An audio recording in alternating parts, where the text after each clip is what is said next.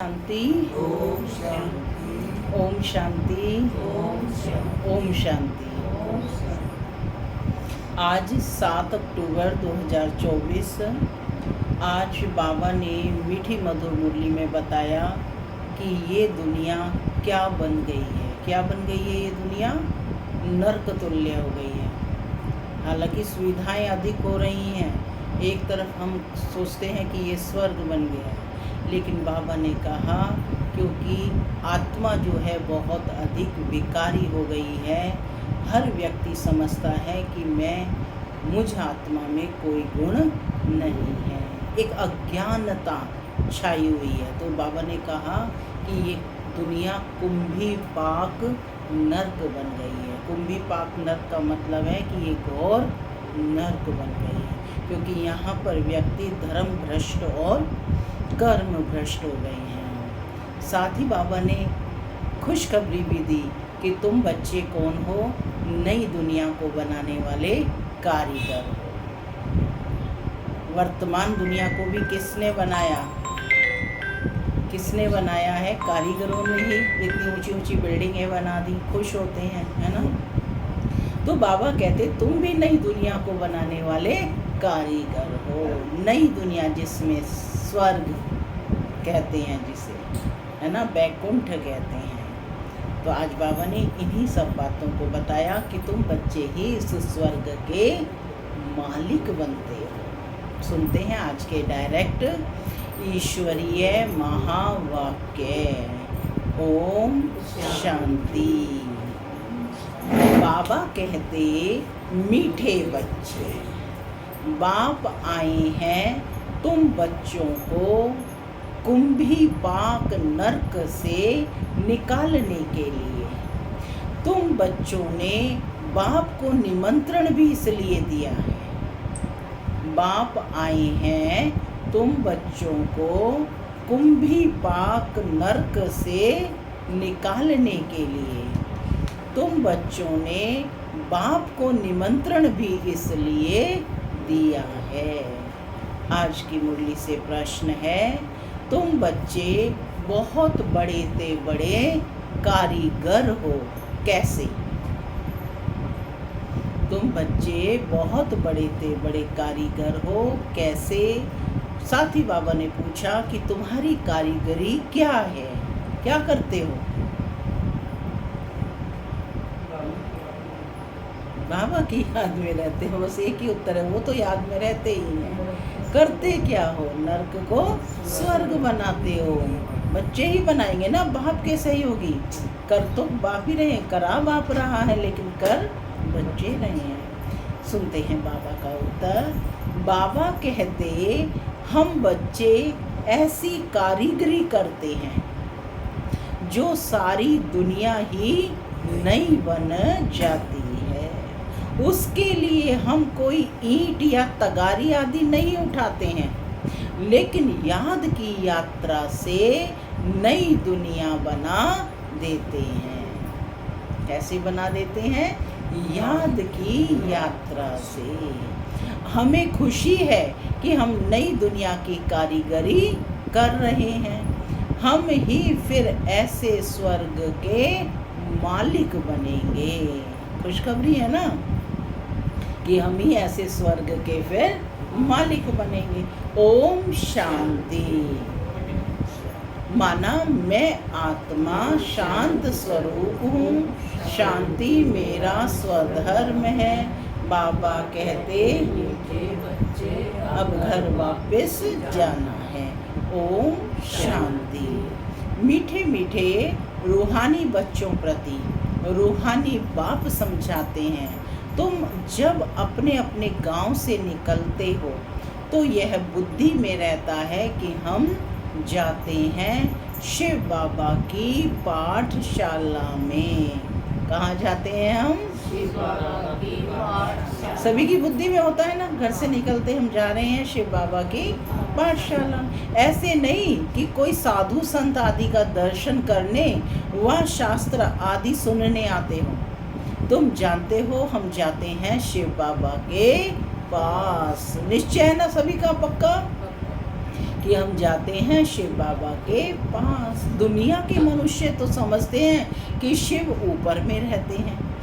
वह जब याद करते हैं तो आंखें खोलकर नहीं बैठते, वो तो आंखें बंद करके बैठते हैं, आंख बंद कर ध्यान में बैठते हैं। शिवलिंग जो देखा हुआ होता है, भल शिव के मंदिर में जाएंगे तो भी शिव को याद करेंगे तो ऊपर में देखेंगे।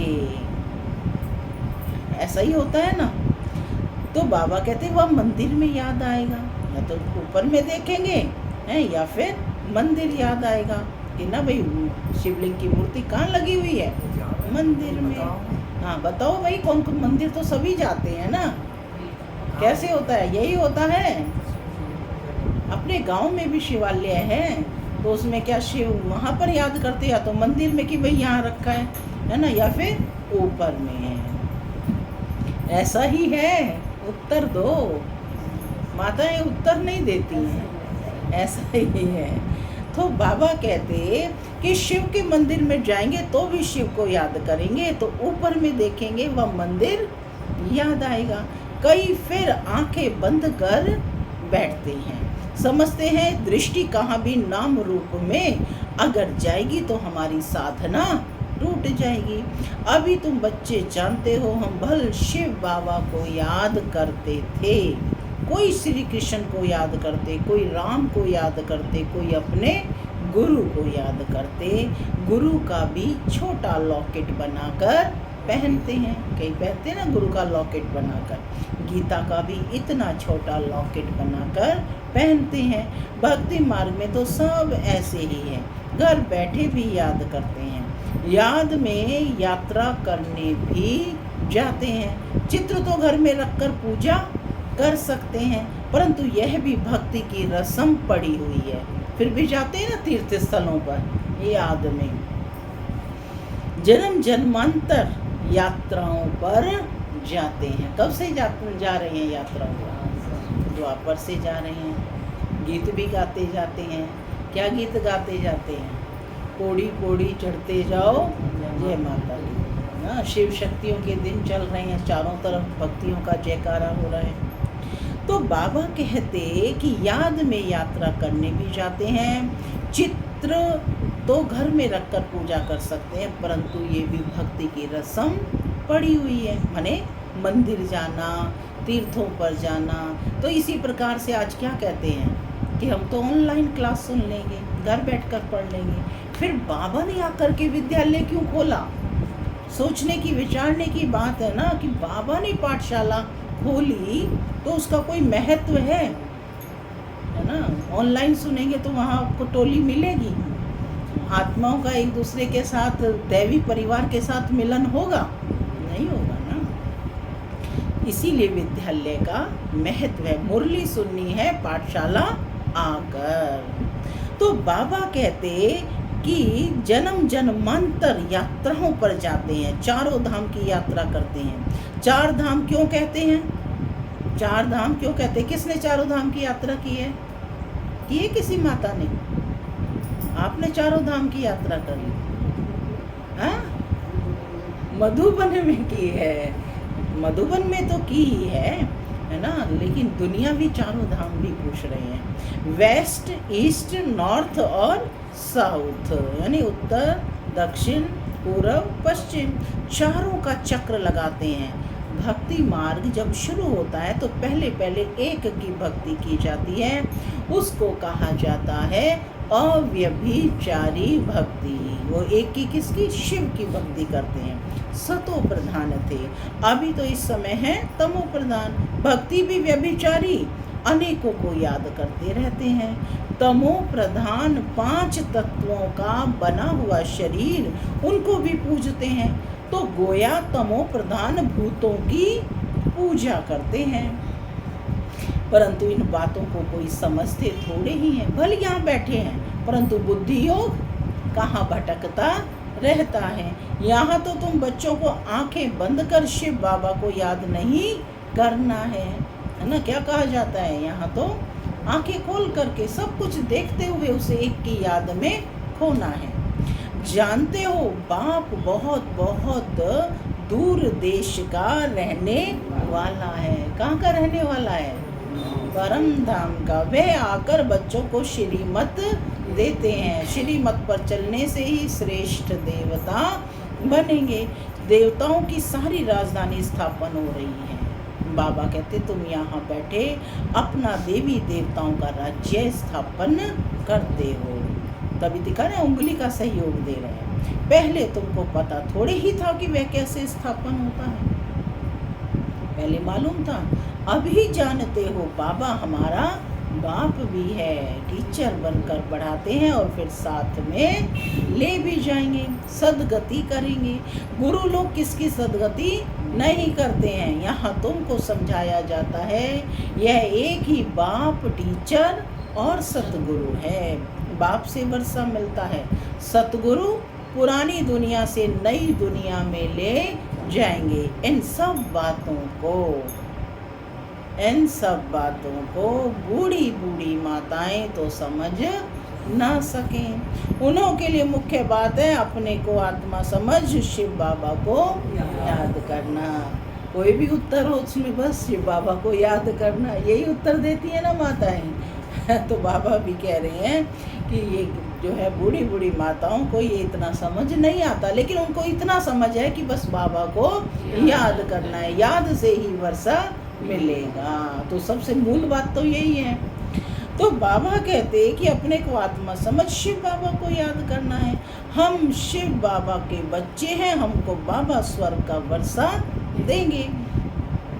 बूढ़ी माताओं को फिर ऐसे ऐसे तोतली भाषा में बैठ समझाना चाहिए, यह तो हर एक आत्मा का हक है बाप से वर्षा लेना। मौत तो सामने खड़ा है, पुरानी दुनिया सो फिर ज़रूर नई बननी है, नई सो पुरानी। घर को बनने में कितने थोड़े मास लगते हैं, फिर पुराना होने में 100 वर्ष लग जाते हैं। अभी तुम बच्चे जानते हो यह पुरानी दुनिया अब खलास होनी है। ये लड़ाई जो अब लगती है वह फिर 5000 वर्ष के बाद लगेगी। ये सब बातें बुढ़ियाओं को समझ तो ना सके, या समझ आती है ये सब? यह फिर ब्राह्मणियों का काम है कि उन्हों को समझाना, कि सरल भाषा में उनको समझाया जाए। उनके लिए तो एक अक्षर ही काफ़ी है। देखो कौन कह रहा है? स्वयं परम पिता शिव परमात्मा कह रहे हैं कि उन बूढ़ी माताओं के लिए तो एक अक्षर ही काफ़ी है कि अपने को आत्मा समझ बाप को याद करो। तुम आत्मा परम धाम में रहने वाली हो, फिर यहाँ शरीर लेकर पाठ बजाती हो। आत्मा यहाँ दुख और सुख का पाठ बजाती है। मूल बात बाप कहते हैं मुझे याद करो और सुख धाम को याद करो। बाप को याद करने से पाप कट जाएंगे और फिर स्वर्ग में आ जाएंगे। अब जितना जो याद करेंगे उतना पाप कटेंगे। बुढ़ियाएँ तो हिरी हुई हैं, सत्संगों में जाकर कथा सुनती हैं। उन्हों को फिर घड़ी घड़ी बाप की याद दिलानी है कि बुद्धि तो कहानी में घूमती रहती है। तो कहते हैं स्कूल में तो पढ़ाई होती है, कथा नहीं सुनी जाती। यहाँ बाबा तो पढ़ाई करा रहे हैं। कौन सी पढ़ाई? राजयोग की पढ़ाई। भक्ति मार्ग में तो तुमने ढेर कथाएं सुनी है, परंतु उनसे कुछ भी फायदा नहीं होता है। छी दुनिया से फिर नई दुनिया में तो जा ना सके। मनुष्य न तो रचयिता बाप को न रचना को जानते हैं। नीति नीति कह देते हैं, तुम भी आगे नहीं जानते थे। बाबा के ज्ञान में आने से पहले कहाँ जानते थे? यथार्थ परिचय नहीं था। जैसे दुनिया वाले जानते हैं ऐसे जानते थे। अब भी तुम्हें यथार्थ नॉलेज मिली है। तो बाबा कहते हैं अभी तुम भक्ति मार्ग को अच्छी रीति जान गए हो। घर में भी बहुतों के पास मूर्तियाँ होती हैं, चीज़ वही है। कोई पति लोग भी स्त्री को कहते हैं तुम घर में मूर्ति रख बैठ पूजा करो। भाई मंदिर में भी वही है, तीर्थ स्थलों पर भी वही मूर्ति है, घर में भी है, लेकिन महत्व तो तीर्थ का अलग ही है ना।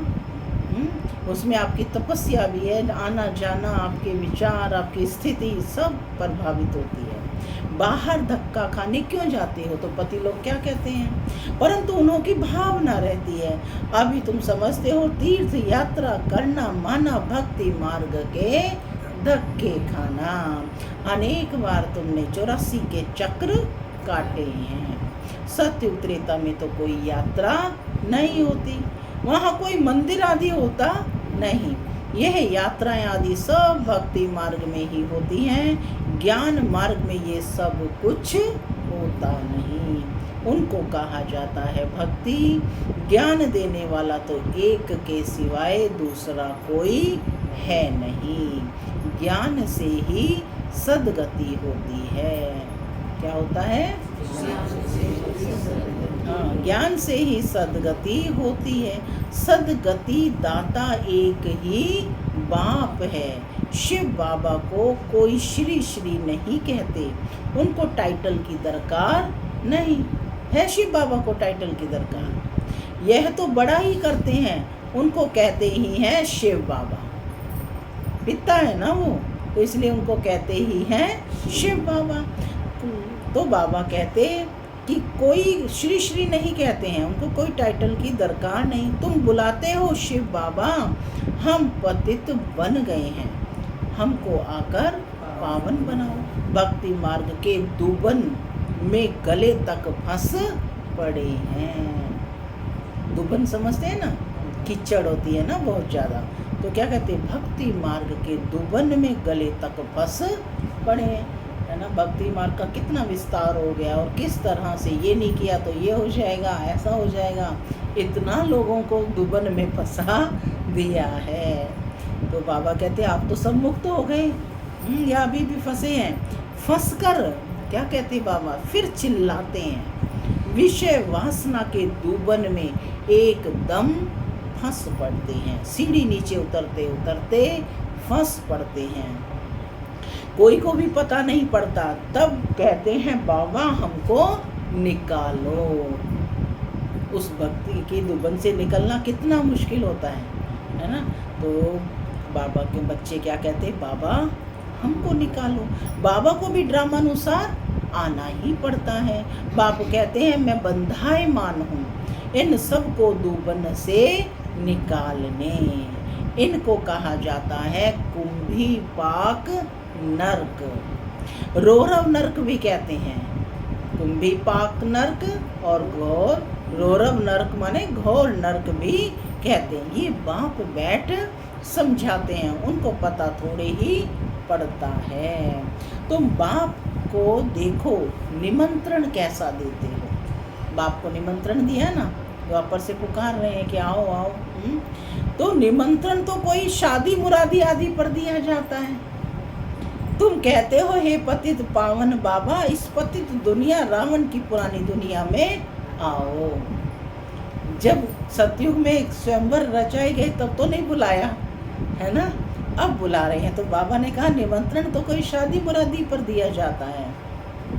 तुम कहते हो हे पतित पावन बाबा, इस पतित दुनिया रावण की दुनिया में आओ।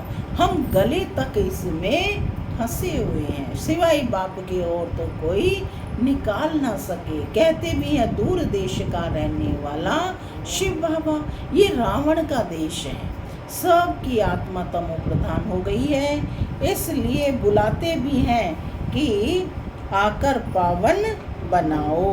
पतित पावन सीता राम ऐसे गाते और चिल्लाते हैं। ऐसे नहीं कि वह पवित्र रहते हैं, यह दुनिया ही पतित है। क्या कहा बाबा ने, रावण राज्य है, इनमें तुम फंस पड़े हो।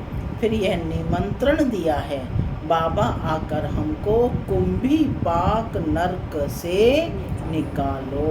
तो बाप आए हैं, बाबा कहते तुम्हारे निमंत्रण पर मैं आया हूँ, कितना तुम्हारा ओबीडियंट सर्वेंट हूँ। ड्रामा में अपार दुख सुख तुम बच्चों ने देखे हैं, पूरा ड्रामा देखा है ना, उसमें सुख का पार्ट भी है तो फिर दुख का पार्ट भी तुमने सारा देखा। टाइम पास होता जाता है, एक सेकंड ना मिले दूसरे से। अब बाप तुमको लक्ष्मी नारायण जैसा बनाते हैं, फिर तुम आधा कल्प राज्य करेंगे। बाबा कहते ये स्मृति में लाओ, है ना, कि बाबा हमें क्या बना रहे हैं, लक्ष्मी नारायण जैसा बना रहे हैं ये, और फिर हम आधा कल्प राज्य करेंगे, ये सब स्मृति में लाओ। अभी टाइम बहुत थोड़ा है। क्या कहा बाबा ने? मौत शुरू हो जाएगा तो मनुष्य वायरे हो जाएंगे, मूंझ जाएंगे। थोड़े समय में क्या हो जाएगा, कई तो ठका सुनकर भी हार्ट फेल हो जाएंगे, मरेंगे ऐसे जो बात मत पूछो। देखो ढेर बूढ़ी माताएं आई हैं, उस समय ढेर बूढ़ी माताएं आई थी मधुबन में, बेचारी कुछ भी समझ ना सकें। जैसे तीर्थों पर जाते हैं ना, तो एक दो को देख तैयार हो पड़ते हैं, हम भी चलते हैं, हम भी चलते हैं, है ना। अभी तुम जानते हो भक्ति मार्ग के तीर्थ यात्रा का अर्थ है ही नीचे उतरना, तमो प्रधान बनना। बढ़ती बड़ी यात्रा तुम्हारी यह है जो तुम पतित दुनिया से पावन दुनिया में जाते हो। तो इन बच्चियों को तो कुछ तो शिव बाबा की याद दिलाते रहो। शिव बाबा का नाम याद है क्या? थोड़ा बहुत सुनती हैं तो स्वर्ग में आएंगी, यह फल जरूर मिलना है। इसीलिए घड़ी घड़ी बूढ़ी माताओं को क्या याद दिलाओ कि शिव बाबा याद है क्या। बाकी पद तो है पढ़ाई से, माने बाबा को याद करेंगे फल तो ज़रूर मिलेगा, लेकिन पद कैसे मिलेगा? वो पढ़ाई से मिलेगा, समझ से। उसमें बहुत फर्क पड़ जाता है। ऊंच से ऊंच फिर कम से कम रात दिन का फर्क पड़ जाता है। कहाँ प्राइम मिनिस्टर, कहाँ नौकर चाकर। राजधानी में नंबरवार होते हैं, स्वर्ग में भी राजधानी होगी, परंतु वहाँ पाप आत्माएं गंदे विकारी नहीं होंगे। वह है ही निर्विकारी दुनिया। तुम कहेंगे हम ये लक्ष्मी नारायण ज़रूर बनेंगे। तुमको हाथ उठाते देख, जब पूछे कौन कौन लक्ष्मी नारायण बनेगा, कौन कौन लक्ष्मी नारायण बनेगा, सारे बनेंगे हैं लक्ष्मी नारायण। तो बाबा देखो क्या कहते हैं, तो बाबा कहते तुमको हाथ उठाते देख, बुढ़िया आदि भी सब हाथ उठा देंगी, समझती कुछ नहीं है, फिर भी बाप के पास आई हैं। क्या कहा बाबा ने? बड़ाई कर रहे हैं आपकी कि फिर भी बाप के पास आई हैं तो स्वर्ग में तो आएंगी। तो जाएंगे ना सभी स्वर्ग में, परंतु सब ऐसे थोड़े ही बनेंगे, माने नंबरवार तो हो जाएंगे ना। मदार किस पर है? पढ़ाई पर। प्रजा भी बनेगी। बाप कहते हैं मैं गरीब निवाज हूँ, तो बाबा गरीबों को देख खुश होते हैं। बल कितने भी बड़े से बड़े साहूकार पदमपति हैं, उनसे भी यह पद ऊंच पाएंगे 21 जन्मों के लिए, माने फिर भी इनका पद ऊंचा हो जाएगा। ये भी अच्छा है। बुढ़िया जब आती हैं तो बाप को खुशी होती है। जब बूढ़ी बूढ़ी माताएं माउंट आबू जाती हैं तो बाप बहुत खुश होते हैं। फिर भी कृष्णपुरी में तो आएंगी जाएंगी ना। यह है रावणपुरी। जो अच्छी रीति पढ़ेंगे तो श्री कृष्ण को भी गोद में झुलाएंगे। क्या कहा बाबा ने? जो अच्छी रीति पढ़ेंगे, श्री कृष्ण के साथ महल में कौन होंगे? जो अच्छे पद वाले होंगे, है ना। बाहर वाली प्रजा कोई आकर के उनको खिलाएगी, उनके साथ भोजन करेगी, है ना। बाहर वाले तो बस जब श्री कृष्ण निकलेंगे तो खिड़कियों से देखेंगे, है ना। जैसे आज के पोप को देखते हैं या कोई राजा महाराजा निकलते हैं तो उनको देखते हैं, तो ऐसे ही वो श्री कृष्ण को महल में तो नहीं पहुंचेंगे, श्री कृष्ण के साथ तो नहीं रहेंगे। तो बाबा वही बता रहे हैं कि श्री कृष्ण यह रावणपुरी जो अच्छी रीति पढ़ेंगे तो श्री कृष्ण को भी गोद में झुलाएंगे। प्रजा थोड़े ही अंदर आ सकेगी, वह तो कभी करके दीदार करेगी।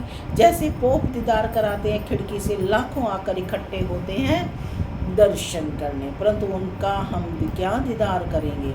एवर पावन तो एक ही बाप है जो तुमको आकर पावन बनाते हैं, सारे विश्व को सतो प्रधान बनाते हैं। यहाँ यह 5 भूत रहेंगे नहीं।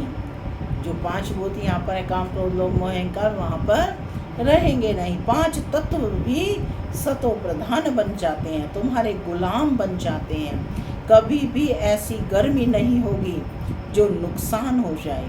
5 तत्व भी कायदे अनुसार चलते हैं, अकाले मृत्यु नहीं होती। अभी तुम स्वर्ग में चलते हो तो नरक से बुद्धि योग निकाल देना चाहिए। ऐसा नया मकान बनाते हैं जो पुराने से फट बुद्धि हट जाती है, बुद्धि नए में चली जाती है। यह फिर है बेहद की बात।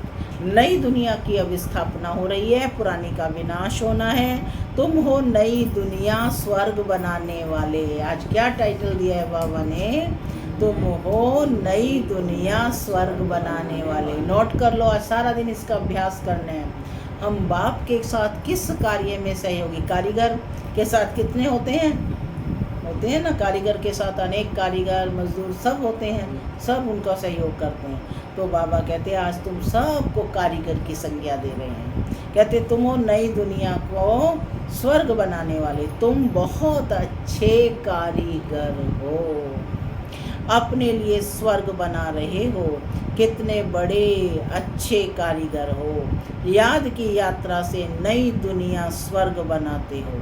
थोड़ा भी याद करो तो स्वर्ग में आ जाएंगे। तुम गुप्त वेश में अपना स्वर्ग बना रहे हो। जानते हो हम इस शरीर को छोड़ फिर जाकर स्वर्ग में निवास करेंगे, तो ऐसे बेहद के बाप को भूलना नहीं चाहिए। अभी तुम स्वर्ग में जाने के लिए पढ़ रहे हो, अपनी राजधानी स्थापन करने के लिए पुरुषार्थ कर रहे हो।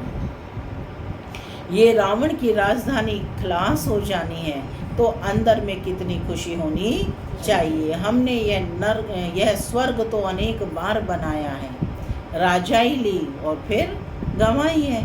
यह भी याद करो तो बहुत अच्छा है। हम स्वर्ग के मालिक थे, बाप ने हमको ऐसा बनाया था। बाप को याद करो तो तुम्हारे पाप भस्म होंगे। कितना सहज रीति तुम स्वर्ग की स्थापना कर रहे हो। पुरानी दुनिया के विनाश के लिए कितनी चीज़ें निकलती रहती हैं। कुदरती आपदाएं, मूसल यानी मिसाइल्स आदि द्वारा सारी पुरानी दुनिया खत्म होगी। अब बाप आए हैं तुमको श्रेष्ठ मत देने, श्रेष्ठ स्वर्ग की स्थापना करने। अनेक बार तुमने यह स्थापना की है तो बुद्धि में याद रखना चाहिए। अनेक बार राज्य लिया और फिर गंवाया। ये बुद्धि में चलता रहे और एक दो को भी ये बातें सुनाओ। दुनियावी बातों में समय नहीं गंवाना चाहिए।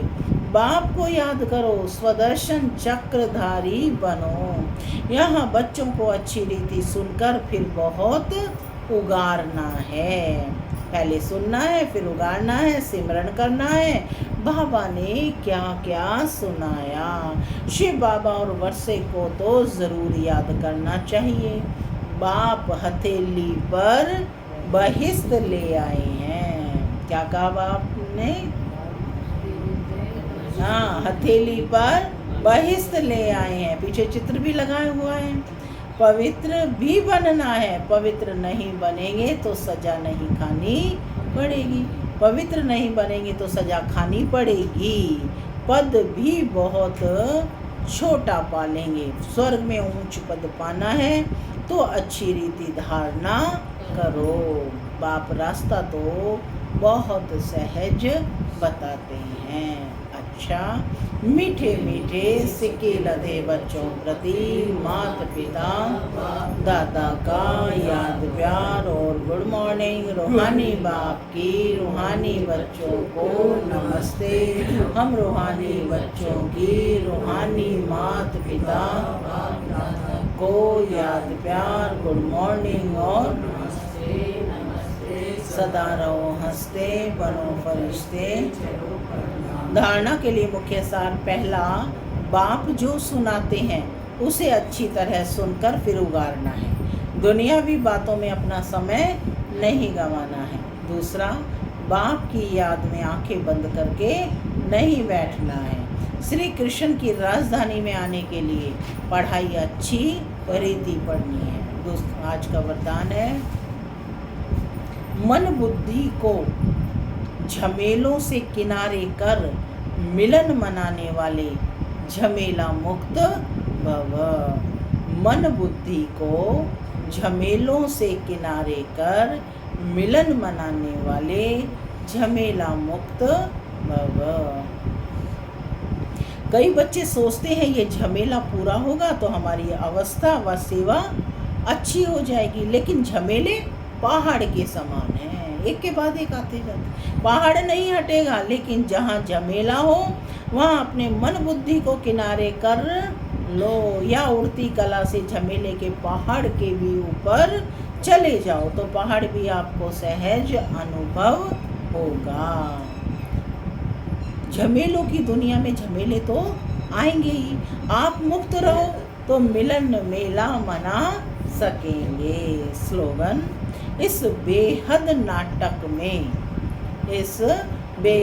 नाटक में हीरो पार्ट बजाने वाले ही हीरो पार्टधारी हैं। इस बेहद के नाटक में हीरो पार्ट बजाने वाले ही हीरो पार्टधारी हैं।